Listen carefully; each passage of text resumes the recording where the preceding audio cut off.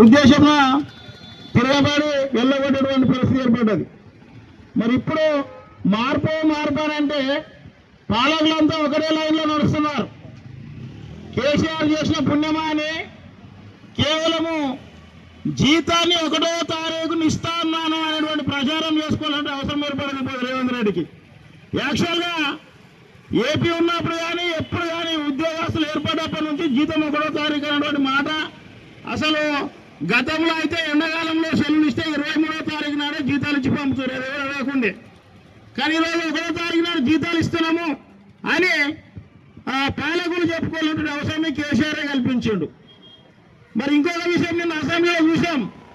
హరీష్ రావు పిఆర్సీకి సంబంధించి కానీ, పెండింగ్ బిల్లుకు సంబంధించి కానీ, ఎంప్లాయీకి సంబంధించి డిఏలకు సంబంధించి కానీ ప్రశ్నిస్తే ఆర్థిక మంత్రి కానీ ఇతరులు అది మీరే చేసారు అనేవాడు అవసరం కాదు. వాడు చేసిండు. వాడు చేయడం మూలంగానే నీ వద్రాబాయని దేవటి నేను అన్ని ఒకటే రోజుల వారం రోజుల్లో నిలబడి పడగొట్టేస్తా, ఏదంటే చేస్తా. నేను 50 మంది ఉంటే వాళ్ళ సమస్యను నేను ఇప్పుడే పరిష్కరిస్తా, నేను సిపిఎస్ను అంతం చేసేస్తా, ఓపీఎస్ను ప్రారంభిస్తా, ఏదంటే చేస్తా అని చెప్పినావు కాబట్టి నిన్ను గద్దె మీద ఎక్కించడం జరిగింది. మరి ఇంకా పదే అడలేక పాతగన్నట్టుగా నువ్వు ఉన్న దాంట్లో నువ్వేం చేస్తానో చేయాలి. కానీ గత వాళ్ళు చేయడం మూలంగానే గత వాళ్ళు ఆయన చేసిన పోయి నువ్వు పెత్తనం ఇచ్చినాం, నీకు నువ్వేం చేస్తావో చెయ్యి. కానీ గత స్మృతులు నెమరు వేయకుండా చేయాల్సినటువంటి అవసరం ఉన్నది.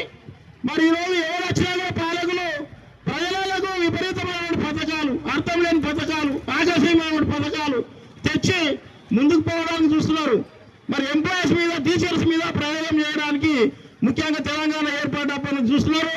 దానికి వాళ్ళు ఆ రుచిని కూడా చూస్తున్నారు. మళ్ళీ ఎంప్లాయీస్ కానీ, నిరుద్యోగులు కానీ, రిటైర్డ్ ఎంప్లాయీస్ కానీ తిరగబడితే ఎట్లుంటుంది అనేటువంటి రుచిని కూడా చూసినప్పటికి కూడా మళ్ళీ మన మీదే ప్రయోగం చేయడానికి పాలకులు ప్రయత్నం చేస్తున్నారు.